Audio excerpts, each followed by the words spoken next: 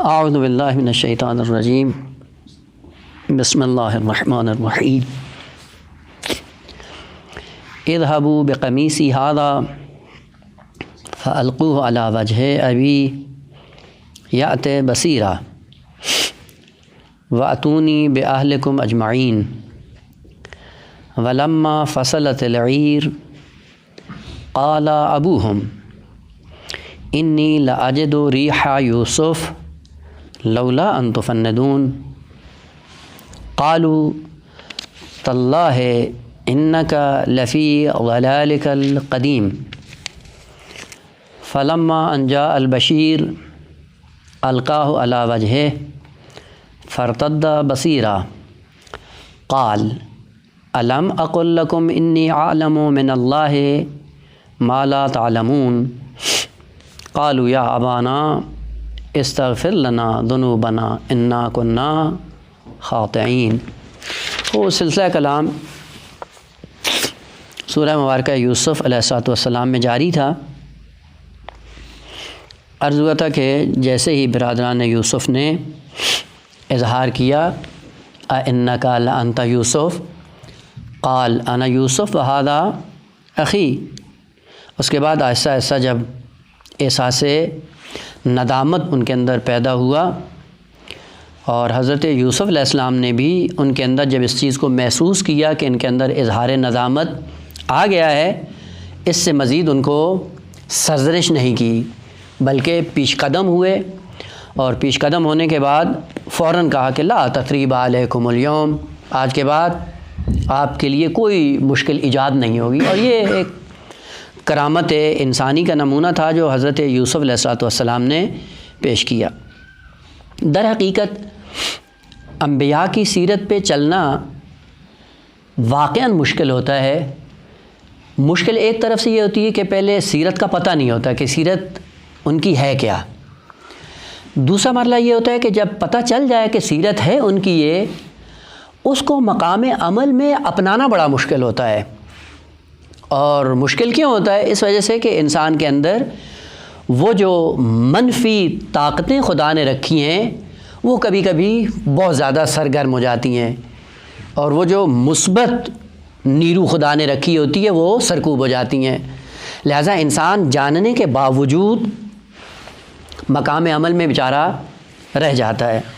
اور البتہ وہ بیماریاں ایک کے کر کے بعض کی طرف اشارہ ہوتا ہے، ان میں سے یہ حسد انتہائی سخت ترین بیماری ہے انسان کے لیے، اور حسد کی وجہ سے انسان کئی جگہ پہ بدعملی کا شکار ہو جاتا ہے۔ لیکن جو واقعاً انبیاء آداب الہی سے مزین ہوتے ہیں، ان کی زندگیاں دیکھیں کہ مجرم بھی ہوتے ہیں، گناہ بھی ان کی زندگی میں ان کے لیے لوگ انجام دیتے ہیں، لیکن وہ اتنے بزرگوار ہوتے ہیں کہ سامنے والے کے ساتھ جب ان کا رویہ ہوتا ہے تو ایسے لگتے ہیں کہ گویا معاذ اللہ یہ مکروز ہیں ان کے، اس طرح سے ان کا رویہ ہوتا ہے۔ مثلا امام حسین علیہ السلام کو دیکھیں، جب ہور آتا ہے، ہور آپ کو پتہ ہے معمولی انسان نہیں تھا، اور غلطی بھی اس کی کوئی معمولی نہیں تھی۔ ہور ایسا شخص ہے جس نے اصلا پورا نقشہ کربلا بدلا ہے۔ اگر ہور نہ ہوتا کربلا کا یہ نقشہ نہ ہوتا، یقیناً نہیں ہوتا، کیونکہ اس نے روکنے کے بعد نینوا میں امام صلی اللہ علیہ وسلم مجبور ہوئے اور وہاں پہ رک کر پوری کربلا کا ماجرا اس ہور کی وجہ سے ہوا ہے۔ البتہ اس کو یہ معلوم نہیں تھا کہ یہاں تک ماجرا آ پہنچے گا، اور یہی ندامت باعث بنی اور آتا ہے جب عاشور کے دن تو آنکھ پہ پٹی باندھ کے آتا ہے، قدموں پہ گرنا چاہتا ہے لیکن امام سینے سے لگا لیتے ہیں، اور اظہار عطوفت اس طرح سے کرتے ہیں امام صلی اللہ علیہ وسلم، گویا معذلہ امام صلی اللہ علیہ وسلم اس کے مقروض ہیں۔ کہا کہ اور تم اس وقت آئے ہو کہ جب میرے پاس تمہاری پذیرائی کا کوئی سامان نہیں، اور پھر بغیر کسی اس کے بقیہ جو اپنے اثار اور اہل بیت تھے ان سے بھی کہا کہ اٹھو میرا مہمان آ رہا ہے، اور جا کے مہمان کا استقبال۔ یہ واقعاً سخت ہے یہ سیرت، باتیں کرنا بڑی آسان ہے لیکن اس کو اپنانا بڑا سخت ہے۔ مثلا حضرت یوسف علیہ السلام نے جب دیکھا کہ واقعاً یہ پشیمان ہو گئے اور انہوں نے جب اظہار بھی نہیں کیا تو انہوں نے کیا کہا؟ بالکل پیش قدم ہو کے اپنی طرف اظہار کیا، لا تثریب علیکم اليوم، اصلاً کوئی تمہاری سرزنش نہیں ہے، کوئی تمہیں ملامت نہیں ہوگی، کوئی دکھ نہیں ہوگا، کوئی درد نہیں ہوگا، کوئی رنج نہیں ہوگا، آپ آسانی سے رہو۔ فقط یہ نہیں بلکہ اس کے بعد اذهبوا بقمیصی ھذا، یعنی خود حضرت یعقوب علیہ السلام کے حوالے سے کہا یہ میری قمیص ہے، اس کو لے جاؤ، اور لے جا کر کے والد بزرگوار کی آنکھوں پہ جب ڈالو گے تو ان کی بینائی واپس آ جائے گی۔ پہلا مسئلہ یہ ہے کہ جب حکم دیا اذهبوا بقمیصی ھذا، میری اس قمیص کو لے جاؤ، کس کو خطاب کیا ہے؟ کسی فرد معین کو خطاب نہیں کیا، بلکہ جو بھائی آئے ہوئے تھے ان میں سے سب کو مخاطب کر کے کہا کہ اذهبوا بقمیصی ھذا، یہ لے جاؤ، کوئی بھی لے جا سکتا ہے، لہذا کوئی فرد معین مخاطب نہیں تھا، ایک بات۔ دوسرا یہ تھا کہ یہ قمیض کون سی تھی؟ آیا جو قمیض روزمرہ حضرت یوسف علیہ السلام پہنتے تھے وہ تھی، یا نہ یہ قمیض وہ تھی کہ جو منصب وزارت عظمیٰ پہ بیٹھنے کے لیے معین لباس ہوتا ہے، وہ لباس حضرت یوسف علیہ السلام نے دیا کہ یہ لے کر جاؤ۔ کون سا تھا؟ خوب بعض لوگوں نے کہا کہ عام قمیض جو پہنتے تھے وہ تھی، لیکن یہ نہیں تھا، بلکہ جو منصب پہ فائز ہونے کے بعد زیب تن کرتے تھے حضرت یوسف علیہ السلام، وہ قمیض دی۔ کیوں وہ دی؟ قرینہ کیا ہے؟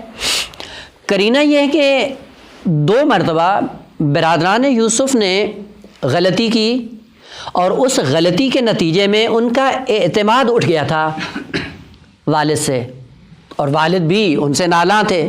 مثلا پہلی مرتبہ جناب یوسف کو لے کے جاتے ہیں اور کہا کہ ہم لے آئیں گے، ہوا کیا؟ جناب یوسف کنویں میں پھینک کے آئے اور خون آلود قمیض لے کے آپ کو آ کے دکھا دی اور کہا کہ اس کو بھیڑیا کھا گیا ہے۔ وہ پہلی دفعہ لے گئے اور واپس نہیں لائے۔ جب واپس نہیں لائے تو ایسا یعقوب علیہ السلام کا اعتماد ان سے اٹھ گیا۔ اب جب دوبارہ بنیامین کو لے کے گئے، انہوں نے میثاق لیا، میثاق لینے کے بعد اتنی تاکیدات اور تاکیدات کے باوجود بنیامین کو لے کر نہیں آئے، اعتماد مزید کھو گیا۔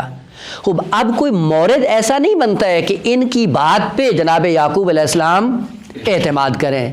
خوب حضرت یعقوب کے اعتماد کو بحال کرنے کے لیے عام قمیض اگر لے کے جاتے، کیا پتہ ان کو کہ یہ عزیز مصر کی ہے یا نہیں ہے، کوئی بھی ہے کبھی بھی یہ جھوٹ بول سکتے ہیں، لہٰذا اس سے قابل اعتماد یا اور اعتماد ان کا بحال نہیں ہونا تھا اور مطمئن بھی نہیں ہوتے۔ اطمینان یعقوب علیہ السلام کو جلب کرنے کے لیے جناب یوسف علیہ السلام نے وہ قمیض دی جو مختص تھی عزیز مصر کے ساتھ، تاکہ ان کو پتہ چلے کہ واقعاً عزیز مصر نے یہ قمیض دی ہے، اور بعد میں پتہ چلے گا کہ عزیز مصر کون ہے؟ خود انہی کا بیٹا ہے۔ پس یہ قمیض کوئی عام قمیض نہیں تھی، اگرچہ ملبوس تھا جناب یوسف علیہ السلام کا، لیکن عام قمیض نہیں تھی۔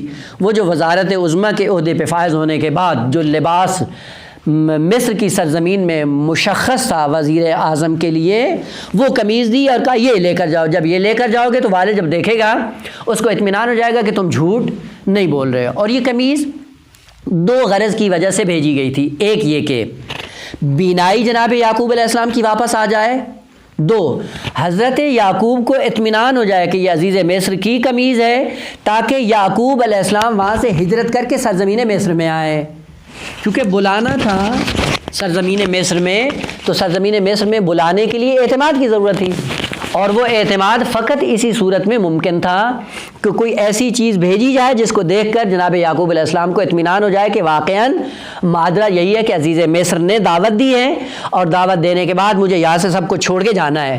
پس ہجرت موقوف تھی ایک ایسی علامت پر کہ جس علامت کو دیکھنے کے بعد جناب یعقوب علیہ السلام کو یقین ہو جائے کہ واقعاً دعوت نامہ عزیز مصر کی طرف سے آیا ہے، چونکہ زندگی کو چھوڑ کر جانا ہے، اور ہجرت بھی ایسے کرنی ہے کہ پلٹ کر کنعان کی سرزمین میں نہیں آنا ہے۔ خوب اس کے لیے ایک اطمینان بیشتر کی ضرورت ہے۔ ان قرائن کی روشنی میں پتہ چلتا ہے کہ اذهبوا بقمیصی ھذا یہ عام قمیص نہیں تھی، بلکہ وہی وزارت عظمیٰ کے عنوان سے جو پہنی جاتی تھی وہ قمیص تھی۔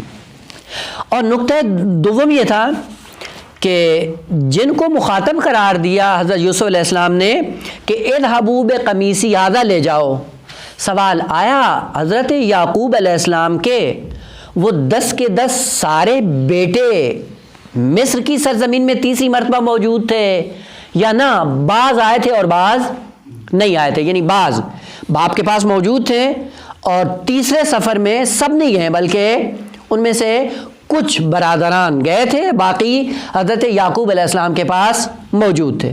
خوب اس کے لیے کیا قرینہ ہے کہ سب نہیں گئے تھے؟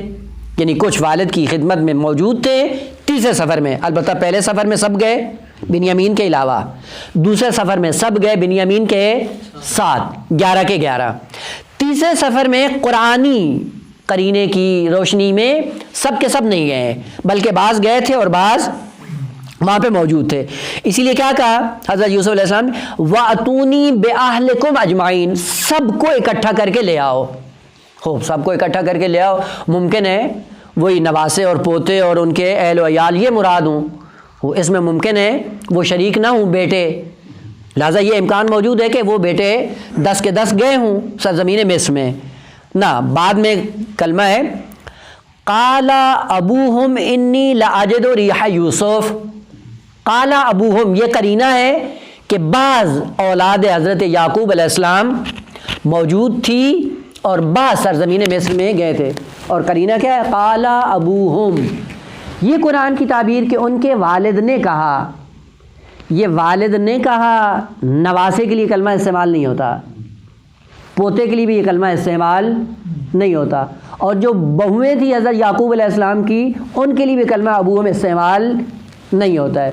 یہ ابوہم کی تعبیر بتاتی ہے کہ بعض بیٹے یعقوب علیہ السلام کے موجود تھے جو حضرت یعقوب علیہ السلام کی دیکھ بھال کرنے میں مصروف تھے، اور یہ وہی تھے جنہوں نے ہمیشہ جناب یعقوب علیہ السلام کو ستایا ہے، ہمیشہ تہمتیں لگاتے تھے اور ہمیشہ آ کے اعتراض کرتے تھے۔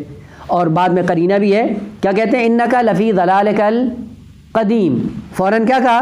ابھی آ رہی آیت، اس کے بعد معنی کریں گے۔ فوراً کہا کہ تو وہی پرانی اس خرافاتی زندگی کے اندر مصروف ہے، اور یوسف یوسف کرتے کرتے تو ہلاک ہو جائے گا، اور کبھی بھی یوسف کا ذکر تو ترک نہیں کرے گا۔ یہ فوراً جو تہمت لگے اس کا مطلب ہے کہ وہ بیٹے موجود تھے، چونکہ انکا لفی ضلالک القدیم یہ تعبیر نہ نواسوں نے استعمال کی ہے، نہ پوتوں نے تعبیر استعمال کی ہے، اور نہ ہی بہوؤں نے یہ تعبیر استعمال کی ہے۔ یہ تعبیر کس کی طرف سے تھی؟ حضرت یعقوب علیہ السلام کے بیٹوں کی طرف، بار بار باپ کی سرزنش کرتے تھے، توبیخ کرتے تھے اور توہین کرتے تھے۔ اس کلمے سے بھی پتہ چلتا ہے کہ سارے کے سارے وہاں پہ منتقل نہیں ہوئے۔ کیوں؟ کیونکہ جیسے ہی حضرت یوسف علیہ السلام نے اپنی قمیض دی اور کہا کہ تم جاؤ، کیا کہا؟ وَلَمَّا فَصَلَتِ الْعِيرُ، جیسے ہی کاروان سرزمین مصر سے جدا ہوا، یعنی ابھی سرزمین مصر سے باہر نکلا ہے، کنعان ابھی نہیں پہنچا ہے، کنعان پہنچنے کے لیے ابھی 20 دن کا سفر باقی ہے۔ جیسے ہی فاصلہ سرزمین مصر سے جدا ہوتا ہے، قال ابوہم، اسی وقت فوراً باپ کیا کہتے ہیں کہ میں حضرت یوسف کی خوشبو محسوس کر رہا ہوں۔ اور جیسے انہوں نے سننے کے بعد کیا کہا؟ انکا لفی ضلالک القدیم، پرانی باتیں کرتے ہو، بوڑھے ہو گئے ہو معاذ اللہ، تمہارا دماغ اپنی جگہ پہ نہیں ہے، کدھر ہے یوسف، کہاں باتیں کرتے ہو؟ اس کا مطلب ہے کہ کچھ بیٹے موجود تھے جن کے سامنے جناب یعقوب نے اظہار کیا، اظہار کرنے کے بعد انہوں نے آ کر توہین بھی کی، توبیخ بھی کی اور مذمت بھی کی، کیا پرانی باتیں کرتے ہو، معاذ اللہ تمہارا دماغ اپنی جگہ پہ نہیں ہے، یوسف کرتے کرتے دنیا سے چلے جاؤ گے، یوسف تمہیں نہیں ملے گا۔ یہ کون بات کر سکتا ہے؟ یہ بیٹے ہی کر سکتے ہیں، کیونکہ نواسے اور پوتے ایسے نہیں تھے کہ جو دادا اور نانا کے سامنے اس قسم کی کی جسارت کریں، یا جو بہویں تھیں، چونکہ قرآن نے کبھی بھی ان کا تذکرہ ایسا نہیں کیا ہے۔ جنہوں نے جسارت کی ہے قرآن نے فقط انہی کا تذکرہ کیا ہے۔ اس سے پتہ چلتا ہے کہ بعض بیٹے سرزمین مصر میں گئے تھے تیسرے سفر میں، اور بعض حضرت یعقوب علیہ السلام کے پاس موجود تھے۔ لہذا فوراً اذهبوا بقمیصی ھذا، لے کے جاؤ۔ اب یہاں پہ روایات کا جو مسئلہ ہے وہ یہ ہے کہ ایک شخص نے یہ ذمہ داری لی کہ میں لے کے جاتا ہوں، دوسرا قافلہ آہستہ آہستہ، چونکہ معلوم ہے کہ اس زمانے میں جو قافلہ چلتا تھا اونٹوں پہ اکثر سفر ہوتا تھا، اور اگر کہیں زیادہ ضرورت پڑتی تھی گھوڑے کو استعمال کیا جاتا تھا، تو وہ جو قمیض لانے والا تھا وہ گھوڑے پہ سوار ہو کر سب سے پہلے پہنچا، اور ان کے پیچھے پیچھے وہ جو اونٹوں پہ باقی بھائی تھے انہوں نے اپنا سامان لے کے وہ بعد میں سرزمین کنعان میں آئے۔ روایات میں ہے کہ البتہ روایات کی سند کی بررسی ہونی چاہیے، اور اگر بررسی نہ بھی ہو تو چونکہ کوئی خلاف عقیدہ بات نہیں ہے یا خلاف قرآن نہیں ہے، وہی بیٹا یہ قمیض لے کر آیا جس نے جناب یوسف علیہ السلام کو کنویں میں پھینکا اور قمیض یوسف علیہ السلام کو خون آلود کر کے والد کے سامنے لے کر آیا تھا، اور اس نے آ کے والد سے کہا کہ بھیڑیا کھا گیا ہے۔ اس نے کہا چونکہ نادم ہو چکا تھا، پشیمان، توبہ کر چکا تھا، اس نے آ کر اظہار کیا کہ قمیض میں لے کے جاؤں گا۔ کہا کیوں؟ کہا کہ والد کے دکھ اور رنج اور سختی کا باعث بھی میں تھا، تو آج اگر یہ مجھے فرصت دی جائے تو کم از کم اس سے میرا باپ خوش ہوگا، تو خوشی کا سبب بھی میں ہی بنوں، دلجوئی کا سبب میں ہی بنوں، تاکہ ایسا ایسا والد کے اندر وہ نرم گوشہ پیدا ہو اور نرمی گوشے کے نتیجے میں ہمیں معاف کر دے اور ہمارے لیے خداوند عالم کی بارگاہ میں استغفار کرے۔ خوب اگر یہ روایات میں اس قسم کا ملتا ہے کہ وہی لے کے آیا جس نے خون آلود قمیض لا کر پیش کی تھی، خوب عقیدے کے اعتبار سے کوئی مشکل وجود میں نہیں آتی اور قرآنی اعتبار سے بھی کوئی بگاڑ وجود میں نہیں آتا ہے، بلکہ بہتر ہے اس عنوان سے کہ جس نے غلطی کی تھی اسی کو غلطی کا احساس ہوا ہے، اور غلطی کے احساس کے بعد آ کر اس بشارت والی قمیض کو جناب یعقوب علیہ السلام کے پاس پیش کیا۔ مطلب دیگر جو انتہائی اہمیت کا حامل ہے وہ یہ ہے کہ آیا یہ قمیض جو حضرت یوسف علیہ السلام نے دی ہے، قمیض میں اتنی تاثیر تھی کہ جب یعقوب علیہ السلام کی آنکھوں پہ ڈالی جائے تو ان کی بینائی واپس آ جائے گی، یا نہ ماجرا کچھ اور تھا؟ یعنی تاثیر حقیقتاً بینائی کی کس چیز میں تھی؟ بینائی کا تعلق وجود ولی خدا میں ہے، اور وہ ہے حضرت یوسف علیہ السلام۔ تاثیر وجود حضرت یوسف علیہ السلام میں ہے، لیکن اس تاثیر کا اظہار ایسی چیز کے ساتھ کیا جا رہا ہے جو منسوب ہے جناب یوسف علیہ السلام سے۔ خوب سب کو معلوم ہے کہ یہ کپڑا ہے، وہ کپڑے کے اندر کوئی بینائی والا عنصر پیدا نہیں ہوتا، وہ ہر عاقل آدمی یہ جانتا ہے، لیکن یہ قمیض چونکہ وجود حضرت یوسف علیہ السلام سے متصل ہے، منسوب ہے ولی خدا کے ساتھ، ولی خدا کے اندر یہ تاثیر ہے کہ وہ کائنات میں اثر انداز ہوتا ہے۔ البتہ کائنات میں اثر انداز ہونے کے لیے وسائل کی ضرورت ہے، اسباب کی ضرورت ہے۔ اسباب کچھ بھی ہو سکتے ہیں، ممکن ہے وہ ولی خدا کے وجود سے متصل ہونے والی قمیض ہو، ممکن ہے ولی خدا کے وجود سے متصل ہونے والا پانی ہو، ممکن ہے ولی خدا کے وجود سے متصل ہونے والی زری ہو، قبر ہو، قبر کی مٹی ہو، چونکہ یہ سارا سلسلہ کس کے ساتھ ہے؟ ولی خدا کے وجود سے ان کا رابطہ ہے، اتصال ہے۔ بس یوں نہیں ہوتا کہ ان جمادات میں کوئی تاثیر ہے، نا، جمادات کے اندر کوئی تاثیر نہیں ہے، جمادات کے پیچھے جو ولی خدا کا وجود ہے وہ کار فرما ہوتا ہے۔ لہذا ہم بھی جو مذہب تشیع ہے، جو حقیقتاً ایک مذہب توحیدی ہے، ہم جب معصوم کی بارگاہ میں جاتے ہیں زری کے پاس، زری خوب بالآخر وہ لکڑی ہے یا چاندی ہے یا سونا ہے یا جو بھی بنی ہوئی یا پتھر ہے، اس پتھر اور لکڑی اور زری میں مستقیماً ڈائریکٹ ان میں کوئی تاثیر نہیں ہے، لیکن چونکہ یہ ساری چیزیں ولی خدا کے وجود سے وابستہ ہیں اور تاثیر اس وجود ولی خدا کی ہوتی ہے، اور یہ بیچ میں کیا بن جاتی ہیں؟ واسطہ اور اسباب بن جاتی ہیں۔ ان اسباب میں تاثیر اس ولی خدا سے آتی ہے، اسی لیے یہ شرک بھی نہیں ہوتا۔ شرک اس صورت میں ہوتا جب ہم زری کو، قبر کو، پتھر کو وجود مستقل سمجھتے، اور وجود مستقل کا مطلب کیا ہے؟ یعنی یہی پتھر ہمیں شفا دیتا ہے، یہی زری ہمیں شفا دیتی، نہ شفا نہ پتھر میں ہے نہ زری میں ہے، منسوب ہے ولی خدا سے، اور ولی خدا سبب ہے خداوند عالم کے فیض کا، خدا سے سبب کو لے کر اس سبب کے ذریعے اپنے ماننے والوں کے لیے مشکلات کو حل کرتا ہے۔ اور یہ نمونہ فقط معصومین کے لیے نہیں ہے، آپ جائیں خود خداوند عالم نے یہ تاثیر کس میں رکھی ہے، جا کر دیکھیں حجر اسود۔ حجر اسود کیا ہے؟ پتھر ہے۔ یہ پتھر کس پہ ہے؟ وہاں پہ دو قبریں، دو معصوموں کی، حضرت ابراہیم اور حضرت اسماعیل، خوب ان کی قبروں کا پتھر ہے جس کو کہا جاتا ہے حجر اسود۔ خوب یہ قبروں پہ جو پتھر ہے، خدا نے کیا حکم دیا کہ جاؤ اس کو چومو تبرک کے طور پہ اور اس سے جا کے تم حاجات لو۔ پتھر حاجات دیتا ہے؟ خوب اگر پتھر نہیں دیتا کیوں؟ خدا نے کہا ہے، بس خدا نے جو کہا ہے کہ یہ پتھر اس کی تاثیر اس وجہ سے ہے کہ یہ ولی خدا کے وجود سے متصل ہیں، اور اس ولی خدا سے جب تم متصل ہوگے تو وہ ولی خدا واسطہ فیض بنتا ہے خدا کی بارگاہ میں، اور خدا اس ولی خدا کے سائے میں اپنے فیض کو نازل کرتا ہے اپنی مخلوق کے لیے۔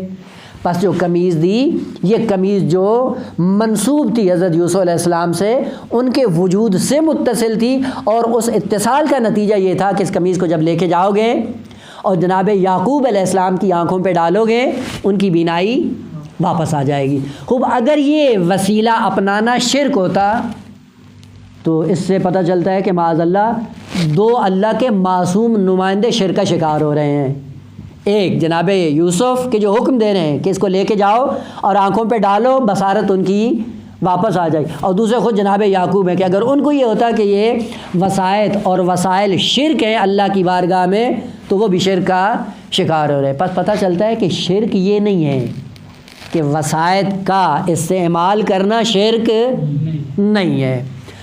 شرک کیا ہے کہ وسائط کو مستقل سمجھنا خدا کے مقابلے میں، کہ معاذ اللہ خدا معطل ہو گئے، خدا کے مقابلے میں یہ چیزیں ہیں، یہ بھی شفا دیتی ہیں، خدا بھی شفا دیتا ہے۔ نہ، شفا صرف خدا دیتا ہے، حاجات فقط وہ دیتا ہے، لیکن ان وسائط کی روشنی میں، ان وسائط کے سائے میں، ان وسائل اور اسباب کے سائے میں خداوند عالم فیض دیتا ہے۔ یعنی ان وسائل کو اپنائے بغیر خدا نہیں دیتا ہے، پس دیتا خدا ہے لیکن ان وسائل اور اسباب کی روشنی میں۔ اسی لیے روایات میں ہے اب اللہ ان یجری الامور الا باسبابها، اصل ممنوع ہے، قانون ہے خدا کا، کہا کہ جب بھی میں اپنا فیض دوں گا تو اسباب کے ذریعے دوں گا۔ لہٰذا حضرت یوسف علیہ السلام نے کیا کہا، اذهبوا بقمیصی ھذا، اس قمیص کو لے جاؤ۔ نتیجہ کیا ہوگا، فالقوہ علی وجہ ابی، باپ کے چہرے پہ صورت پہ ڈال دینا۔ ہوگا کیا، یات بصیرہ، یہ عطا یاتی بعض موارد ایسے ہیں، اب یہ صرف میں آپ نے پڑھے ہوئے مجھ سے بہتر جانتے ہیں، عطا یاتی کبھی یسیرو کے معنی میں ہوتا ہے، سارا یسیرو، ہو جانا، سیرورت، یاتے یعنی یسیرو، کیا، بصیرن، ہو جائے گا، بصیر یعنی بصارت ان کی واپس آئے، سیرورت۔ دیکھیں آگا، ایک ہے سیرت، سین یہ رے، سیر، جس سے سیرت نکلا ہے، ایک ہے سیرورت سواد کے ساتھ، وَإِلَيْهِ الْمَصِيرُ، یعنی ساری کائنات اللہ کی طرف سیرورت کی حالت میں ہے، سواد کے ساتھ۔ سیرورت کس کو کہتے ہیں، عربی میں صاد یہ رے سیر، اس کا معنی فارسی میں کیا جاتا ہے شدن، اگر اردو میں اس کا ترجمہ کیا جائے حالت کا بدل جانا، جہاں پہ ایک شے کی حالت دوسری حالت میں بدل جائے وہاں پہ سیرورت استعمال ہوتا ہے۔ مثلا آپ نے گندم کا دانہ زمین کے اندر رکھا، یہ کیا ہے، گندم کا دانہ، لیکن یہی گندم کا دانہ جب اپنی حالت بدل کر پودا بنتا ہے، یہ پودا ہونے میں کیا ہو جاتا ہے، سیرورت کی حالت میں ہے۔ پس سیرورت ایک حالت کا دوسری حالت میں بدل جانا ہے، اور انسان بھی سیرورت کا سفر کر رہا ہے۔ سیرورت کا سفر کر رہا ہے کیا مطلب، یعنی جب دنیا میں آیا ہے تو حالات اس کے بدلتے رہیں گے، آج جاہل ہے، کل علم سے آراستہ ہو کر اس کی حالت بدل جائے گی، کیا ہو جائے گا، عالم، علم کے کمال سے مزین ہو کر دوسری حالت میں پہنچ جائے گا، فسق و فجور سے نکل کر تقوی اور احسان کی منزل پہ آئے گا، حالت اس کی بدل جائے گی، جہنم سے نکل کے جنت میں آئے گا، حالت بدل جائے گی، بہشت میں درجات بدلتے رہیں گے، اور یہ سیرورت بدلتی رہے گی۔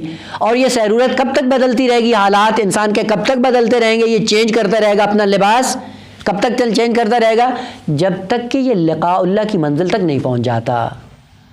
بس یہ سفر کیا ہے، سفر سیرورت کا ہے۔ سیرورت میں کیا ہے، ہر حالت کے بعد دوسری حالت میں تبدیل ہونا، جس طرح کہ گندم کا دانہ زمین میں جاتا ہے، پودا بنتا ہے، بڑھتا ہے، اور اس کے اوپر پتے آ جاتے ہیں، خوشہ آ جاتا ہے، خوشے میں پھر دانے آ جاتے ہیں، اور پھر یہ سارا کیا ہے، سیرورت ہے۔ اور اس کے بعد کیا ہوتا ہے، پھر گندم کا دانہ ہے، پھر سیرورت کیا ہے، آٹا ہے، آٹے کے بعد روٹی ہے، روٹی کے بعد انسان کا لقمہ ہے، لقمے کے بعد معدے کی غذا ہے، معدے میں جا کر یہ کیا ہے، سیرورت ہے، خون ہے، خون بن کر دل میں جاتا ہے، اور جب دل میں جاتا ہے پھر پوری باڈی چلنا شروع، یہ سارا کیا ہے، سیرورت۔ اور پھر ایک ایسا زمانہ آتا ہے کہ یہی خون انسان کا علم، نظریہ اور تفکر بن جاتا ہے، یعنی یہی مادہ اپنے مادی لباس کو چھوڑ کر کہاں پہنچ جاتا ہے، مجرد نور بن جاتا ہے۔ علم نور ہے، العلم نور یقذفہ اللہ فی قلب من یشاء۔ یہ جو خون بنا گندم کے دانے سے چل کر خون بن گیا دل میں آ کر، اور خون سے کیا بن گیا، انسان کا علم، نظریہ، عقیدہ اب پتہ چلتا ہے کہ کیوں بزرگان اس بات پہ تاکید کرتے تھے کہ جب بھی اپنی تربیت کرنی ہے تو لقمہ حلال اپنے پیٹ میں ڈالو. کیوں؟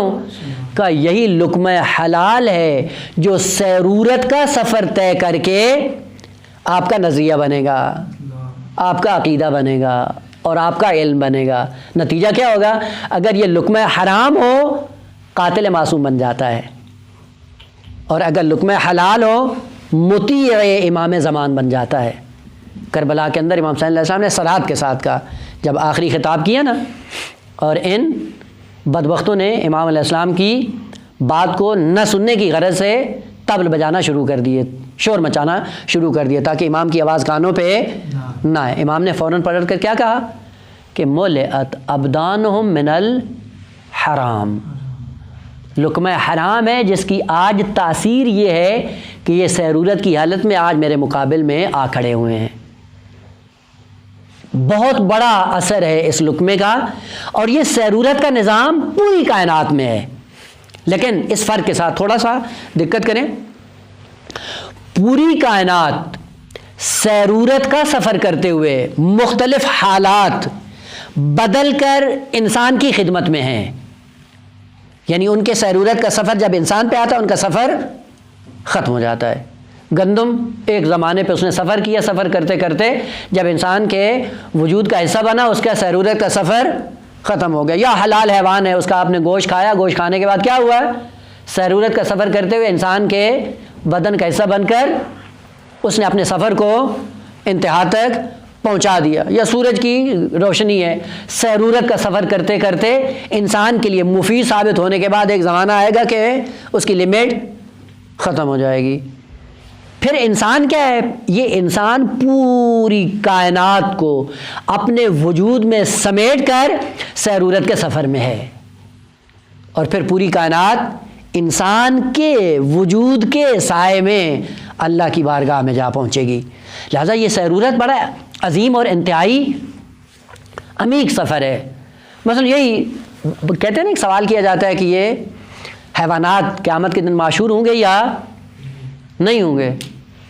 نا، کیونکہ حیوانات کے لیے کوئی رسول نہیں آیا ہے، حیوانوں کے لیے کوئی شریعت نہیں آئی ہے، حیوانوں کے لیے کوئی کتاب آسمانی نازل نہیں ہوئی ہے، یا حیوانوں کے لیے کوئی جنت و جہنم نہیں ہے.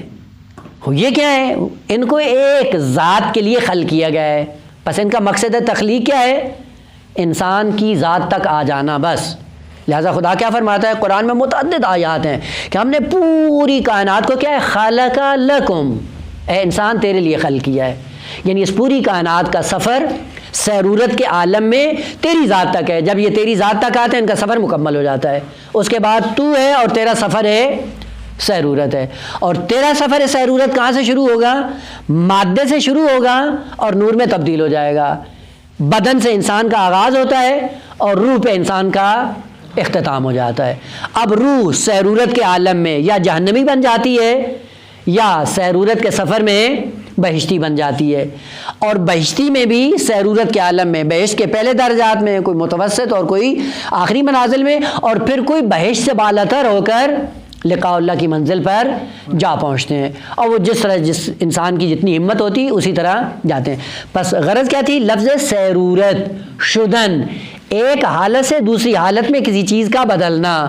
پہلی حالت کو کھو کر دوسری حالت میں اس کا بدل جانا سیرورت کہلاتا ہے.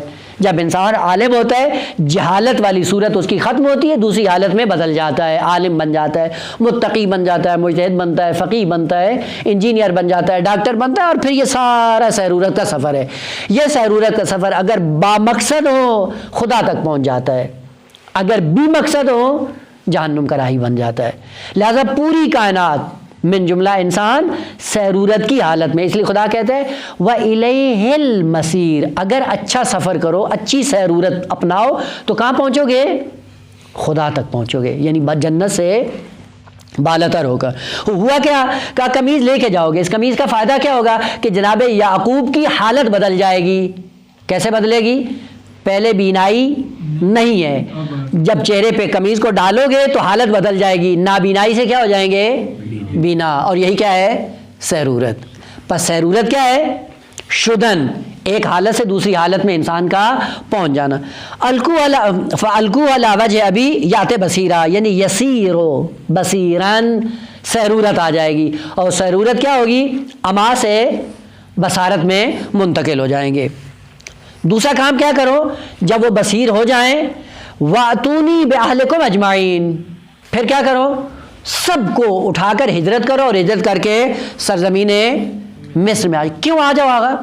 دیکھیں آگا، ہجرت اس وقت ضروری ہو جاتی ہے انسان کے لیے کہ جہاں پہ انسان مایوسی کا شکار ہو کر دین خدا کی خدمت نہ کر پا رہا ہو. یعنی اپنی ہر کوشش کرنے کے باوجود دین کی سربلندی کے لیے کوئی کام نہیں کر پا رہا، اور دین بھی سربلند نہیں ہو رہا ہے. اور جب لوگوں کی طرف سے مایوسی کا شکار ہوتے ہیں، وہاں پہ حکم ہو جاتا ہے کہ اس معاشرے کو چھوڑ دو اور ہجرت کر جاؤ، چونکہ یہ معاشرہ اس قابل نہیں ہے کہ یہ راہ راست پہ آ سکیں. ایک داستان ہے اور بھولتی نہیں آگا. پاکستان کی سرزمین کے اندر علامہ محمد باقر ہندی، خدا ان کے درجات بلند کرے، پاکستان اور ہندوستان کی تقسیم سے پہلے علامہ محمد باقر ہندی کے نام سے مشہور تھے، اور یہ بکر کی سرزمین میں وہاں پہ دفن ہے. انتہائی پاکیزہ انسان. اور اس وقت جو سریکی پٹی ہے پاکستان کے اندر، وہاں پہ جتنی تشیع پھیلی ہے ان کی بنیاد یہ ہیں آغا. اور علم کی دنیا میں اتنی ان کی شہرت تھی کہ نجف کے حوزے میں ان کا چرچا تھا، خصوصاً ادبیات میں. اور جب کوئی ادبی نکتہ آتا تھا تو کوئی اعتراض بھی کرتا تھا تو استاد یہ کہہ کے ان کو بٹھا دیتا تھا کہ تم کوئی باقر ہندی ہو کہ تمہاری بات مان لیں. اس حد تک یہ ماہر تھے. اور ان کا اعلان تھا، یہ ضمناً بات عرض کر رہا ہوں ترغیب کے لیے، کہ انہوں نے کہا تھا کہ جتنی صرف و نحو کی کتابیں جلا دو، میں لفظ بلفظ ساری لکھ دوں گا. یہ پاکستان میں ایک شہر تھا 38 گاؤں ہے، وہ قصبہ ہے، جانتے ہوں گے، جہاں پہ بعض ذاکر بھی مشہور ہیں، خادم 38 والا اور پتہ نہیں کون 38 ایک جگہ ہے، گاؤں. یہ گئے اس گاؤں میں اپنی دینی سرگرمیاں وہاں پہ انجام دینے کے لیے، اور واقعاً یہ بڑا وہ ہے. اور وہاں پہ اکثر سادات فیملی ہیں اور دو دھڑے ہیں، اکثر آپس میں ان کا نزاع، جھگڑا، جنگ و جدال، قتل و غارت ہوتی رہتی ہے. کافی عرصے تک آگا وہاں پہ رہے، تبلیغات کرتے رہے، دین کا پیغام دیتے رہے، اور انتہائی پاکیزہ انسان تھا کہ اپنا کام اپنے علاوہ کسی کو کرنے نہیں دیتے تھے. جب دیکھا، میرے خیال میں 14 سال یا 15 سال، ابھی یہ تردید میری طرف سے، یعنی کافی عرصہ گزرنے کے بعد جب دیکھا کہ نہیں بھائی یہ انسان بننے والے نہیں ہیں، ٹس سے مس نہیں ہوتے ہیں، یہ آخری مرتبہ اعلان کیا. اور آخری اعلان یہ کروایا کہ جتنے بھی ہو تم گاؤں والے آ جاؤ مسجد میں. اور مسجد کے دروازے پہ خود کھڑے ہو گئے، مسجد کا دروازہ بند کر دیا. جب سب آئے تو مسجد کے باہر کا، اندر کوئی نہ آئے، مسجد کے باہر بٹھا دیا کہ تم اس قابل نہیں ہو کہ خانہ خدا میں تم داخل ہو. اتنے عرصے سے خون جگر پی کے تمہیں ہدایت کے لیے آیا ہوا ہے اور تمہارے کانوں پہ جوں تک نہیں رینگتی ہے.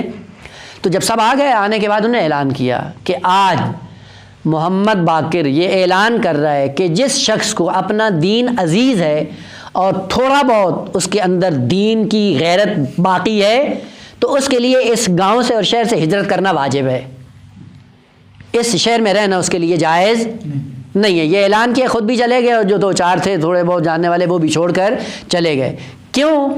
یہ ہے سیرت انبیاء. یعنی انبیاء جب دیکھتے ہیں کہ کوئی امت قابل اصلاح نہیں ہے تو وہاں پر یہ حکم آ جاتا ہے کہ اس کو چھوڑ دو. اور یہ قانون الہی ہے. انشاءاللہ آئے گا، جناب موسیٰ علیہ السلام کی داستان جب بیان کریں گے وہاں پہ اس نقطے کو تفصیل سے عرض کریں گے کہ یہ کیسا قانون خدا ہے کہ امام اپنی امت میں کب تک رہتا ہے، وہ کون سا نصاب ہے. جب وہ نصاب مکمل ہو جاتا ہے اس کے بعد ولی خدا کو سمت سے لے لیا جاتا ہے. خوب حکم دیا قمیض لے جاؤ. ایک کام یہ کرے گا کہ بصیر ہو جائیں گے، اور دوسرا یہ کہ وہاں سے ہجرت کر کے سرزمین مصر میں آ جاؤ. چونکہ آج سرزمین مصر اس کے اندر وہ قابلیت ہے کہ وہ جناب یوسف یا جناب یعقوب علیہ السلام کی تعلیمات پہ عمل کرتے ہوئے اپنی راہ ہدایت کو پا سکیں. لہذا سب مل کر آؤ اور اس سرزمین میں آ کر مستقر ہو جاؤ اور وہ جو دینی ذمہ داری تمہاری بنتی ہے اس دینی ذمہ داری کو انجام دو. لہذا کیا کہا؟ وَأْتُونِي بِأَهْلِكُمْ أَجْمَعِينَ، سب مل کر ہجرت کرو اور ہجرت کرنے کے بعد یہاں پہ آ کر سکونت اختیار کرو. عجیب بات یہ ہے کہ یہ سارا کرنے کے بعد جب ساری وہ کر دی، توصیہ کر دیا اور ساری تعلیمات دے دی، وَلَمَّا فَصَلَتِ الْعِيرُ، فے صاد لام، فصل کہتے ہیں جدائی کو.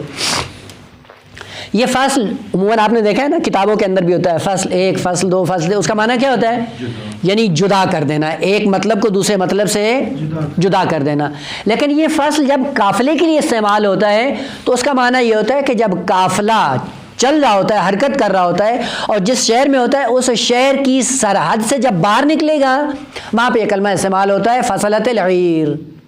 یعنی ابھی یہ قافلہ کہاں سے نکلا ہے؟ جس شہر میں تھا اس شہر کے حدود اربع سے جب باہر آئے گا وہاں پہ کہا جائے گا فصلت العیر. یہی سے پتہ چلتا ہے کہ جیسے یہ قافلہ سرزمین کنعان کا مصر کی سرزمین سے باہر نکلا، یعنی ابھی سرزمین کنعان میں نہیں پہنچا. سرزمین کنعان میں پہنچنے کے کتنا سفر درکار ہے؟ 20 دن کا. جیسے ہی سرزمین مصر سے باہر آتے ہیں فوراً کیا ہے؟ قال ابوہم، اپنے وہ جو بیٹے موجود تھے بعض، ان کے سامنے کیا کہا باپ نے؟ انی تاکید کے ساتھ، لام تاکید کے ساتھ، اجد و فعل مضارع حدوث اور استمرار، کیا ہے؟ اتنی تاکید میں پا رہا ہوں، یعنی میں نے اس مرتبے کو پا لیا. وہ کیا ہے؟ لاجد ریحہ یوسف، مجھے یوسف کی خوشبو آ رہی ہے. دیکھیں آقا، ظاہری کائنات سے متصل ہونے کے لیے اور اس مادی کائنات سے معلومات لینے کے لیے خدا نے کتنے دیے ہیں حواس ہمیں؟ 5. یعنی مادی کائنات 5 چیزوں میں منحصر ہے اور اس مادی کائنات سے علم اور آگہی حاصل کرنے کے لیے خدا نے ہمیں 5 حواس دیے ہیں.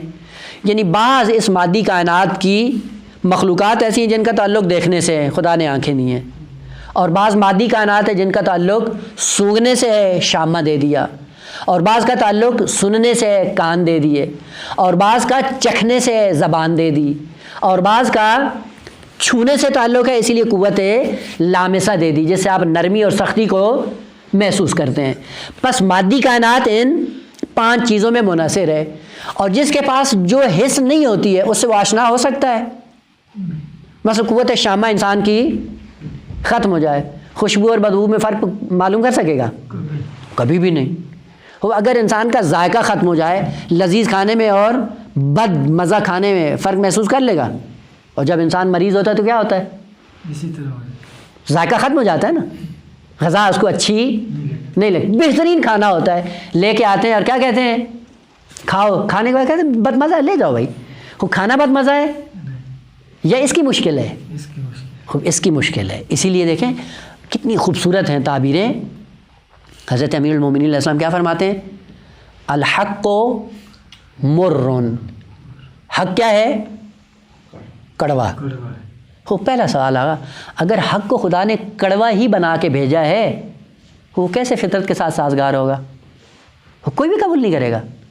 وہ میٹھا بناؤ تاکہ انسان اس کو فوراً قبول کر لے.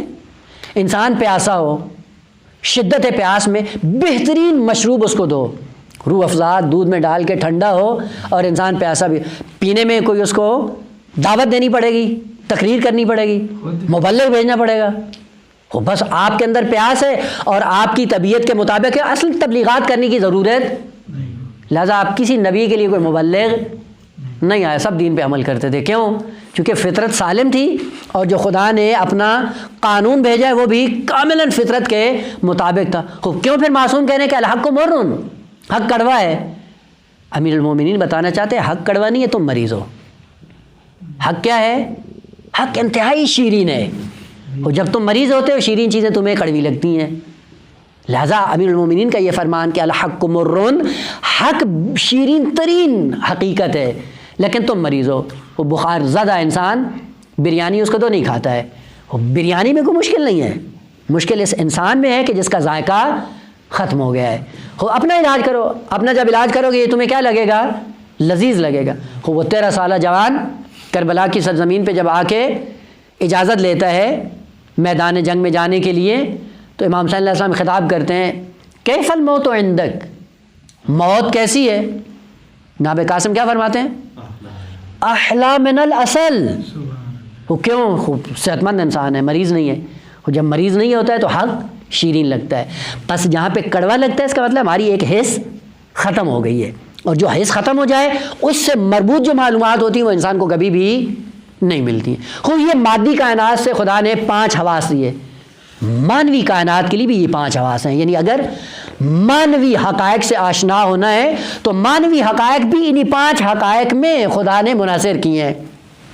بعض مانوی حقائق ہیں جن کا دیکھنے سے تعلق ہے، خود دیکھیں، اگر بصیرت ہے نظر آئے گی۔ بعض مانوی حقائق ہیں جن کا شامہ سے تعلق ہے، عبادت کی خوشبو آتی ہے، اگر شامہ انسان کا صحیح ہو، وہ کیوں ہمیں نہیں آتی ہے لذت؟ اس لیے کہ ہماری مانوی وہ حواس بند ہیں۔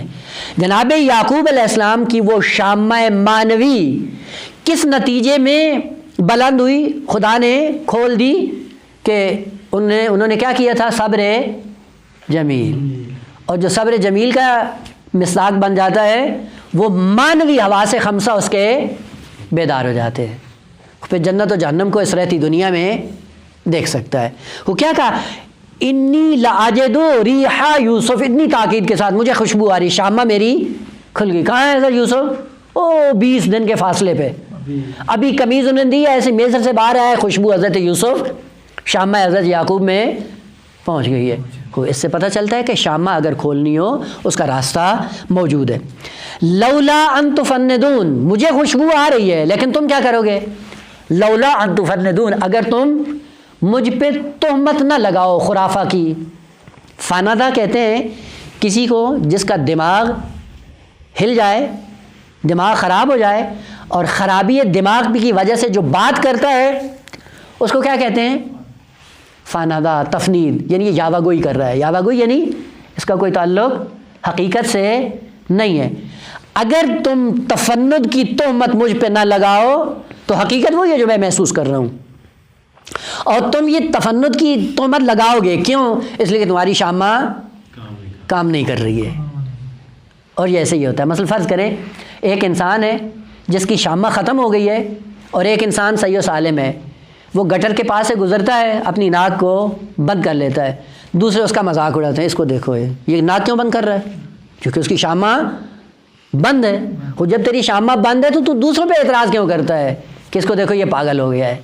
یہاں پہ بھی ہوئی لولا ان تفندون، اگر تم تفند کی تہمت نہ لگاؤ تو میری شامہ مانوی کام کر رہی ہے، اور چونکہ تمہاری کام نہیں کر رہی ہے اس لیے تم مجھ پہ خرافے کی تہمت لگاؤ گے اور جنون کی تہمت لگاؤ گے، یا کیا کہو گے کہ معاذ اللہ تمہارا دماغ خراب ہے، اس قسم کی باتیں کرو گے۔ لیکن حقیقت حال کیا ہے کہ خدا نے جو حقیقت مجھے دی ہے وہ تمہارے پاس موجود نہیں ہے۔ یقیناً میں ریح اور خوشبو حضرت یوسف محسوس کر رہا ہوں، لولا ان تفندون، اگر تم مجھ پہ تہمت تفنید کی نہ لگاؤ۔ قالو، فوراً کیا کہا؟ چونکہ وہ شامہ بند تھا، تاللہ ہے تاکید کے ساتھ، بدبختی کا عالم یہ دیکھیں، یقین کے ساتھ بات کر رہے ہیں، کیا؟ خدا کی قسم، انکا لفی ضلالک القدیم۔ یہاں پہ ضلال گمراہی کے معنی میں نہیں آگا، یہاں پہ لفظ ضلالت وہی دماغ کا ہل جانا، خرابی دماغ، اور پرانی وہی باتیں کرتے رہنا، یوسف یوسف کرتے رہنا، اور یوسف کا تذکرہ تو نے چھوڑا نہیں، اسی پرانی باتوں میں ابھی تک اپنے آپ کو تم نے رکھا ہوا ہے، یوسف یوسف کرتے ہلاک ہو جاؤ گے لیکن یوسف تمہیں ملے گا نہیں۔ دیکھیں حماقت کی انتہا، دیکھیں کس پہ تاکید کے ساتھ قسم اٹھا کے یہ کہہ رہے ہیں کہ تم غلط کہہ رہے ہو، نبی خدا کو۔ یہ کب ہوتا ہے؟ کہ جب ایک شخص کے پاس ایک توانائی موجود ہو اور وہی توانائی دوسروں کے پاس موجود نہ ہو، خود بجائے اس کے کہ تم اس کے سامنے تسلیم ہو جاؤ کہ ہمارے پاس اس کا مسئلہ نہیں ہے لیکن تمہارے اندر یہ حقیقت موجود ہے، خود جھٹلانے کی بجائے اپنی طرف یہ نسبت ہو کہ شاید مجھے اسی۔ دیکھیں آگا، 2 افراد کی حقیقت، مثلا فرض کریں 2 آدمیوں کو آپ بھیجیں، کہیں کہ آگا فلاں کمرے میں ایک چیز پڑی، اٹھا کے لے آؤ۔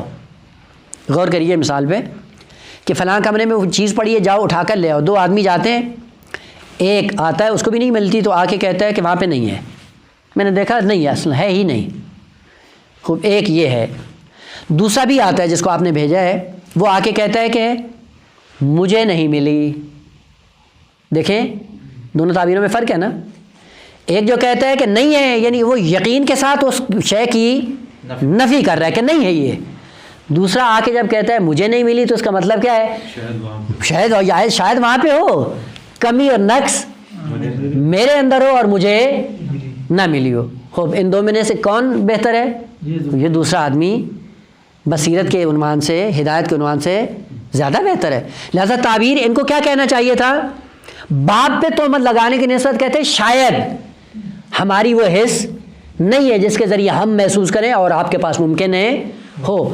یہ نہیں کہا, بلکہ نہ یہ کہ یہ کہا, بلکہ باپ سے کہا کہ تو معاذ اللہ تفنید کا شکار ہے, خرافاتی ہو گیا ہے تو, اور خرافاتی ہونے کے بعد تجھے آؤل فاؤل بکنے کی معاذ اللہ یہ کیا مطلب ہے؟ آؤل فاؤل بک رہے ہو, کہاں ہے یوسف؟ مر گیا, وہ تو ختم ہو گیا, ہے نہیں. لیکن وہ جو شامہ جس کی تیز ہو اور اس کو مل جائے وہ الگ سے کہتا ہے. اب یہاں سے سلسلہ فلما ان جاء البشیر القاہ علی وجہہ فرتد بصیرا. آیا وہ بشیر لے کر, البتہ مانا کروں گا بشیر کا کل, بشیر آیا اور اس نے کمی سے حضرت یوسف علیہ السلام کو چہرہ جناب یعقوب پہ ڈالا. کیا ہوا؟ فرتد بصیرا, فوراً بصارت واپس آ گئی. اور یہی ہے سلسلہ کہ جب انسان اولیاء خدا کے مادی لباس سے منسلک ہو کر اپنے آپ کو پاکیزہ بناتا ہے تو مادی چیزیں ملتی ہیں, اور اگر اپنے آپ کو معنوی اور سیرت اور سیرورت کے باب میں اگر منسلک کرتا ہے تو پھر درجات ملتے ہیں, جس طرح کہ ابو بصیر کے لیے ہے. ابو بصیر نابینا تھا اور 5ویں امام تک زندہ رہا. پیغمبر اسلام کا سلام اس نے امام باقر علیہ السلام کو پہنچایا ہے, اور نابینا تھا. عجیب عالم ہے کہ ایک دفعہ امام باقر علیہ السلام نے مسجد نبوی میں بھیجا کہ آپ وہاں پہ بیٹھو, اور چونکہ امام آتے تھے درس دینے کے لیے, تو سب سے جا کے پوچھو کہ امام باقر ہیں یا نہیں ہیں, اور امام اس محفل میں بیٹھے ہوئے غائب ہو گئے. اب سب سے سوال کر رہے ہیں. ایک سے پوچھا بھائی امام کدھر ہیں؟ کہا ابھی آتے ہوں گے. وہ بیٹھے امام نظر نہیں آ رہے. دوسرے سے پوچھا, سب نے کہا ابھی آتے ہوں گے, ابھی آتے ہوں گے, اور یہ نابینا تھا ظاہری طور پہ ابو بصیر. اس سے بھی کہا, امام نے اشارہ کہ اس سے بھی سوال کرو. تو کہا کہ امام باقر کہاں ہے؟ وہ کہا کہ اگر امام باقر نہیں ہے تو یہ خوشبو کس کی آ رہی ہے؟ یہ ہے ابو بصیر جو منسلک ہوتا ہے امام سے, اور واقعاً جو معصوم سے اس طرح سے منسلک ہو, ظاہری بصارت نہ بھی ہو, باطنی بصیرت جب کھل جاتی ہے تو پھر عامہ کے درجات ان کو ملنا شروع ہو جاتے ہیں. سلسلہ کلام جاری کہ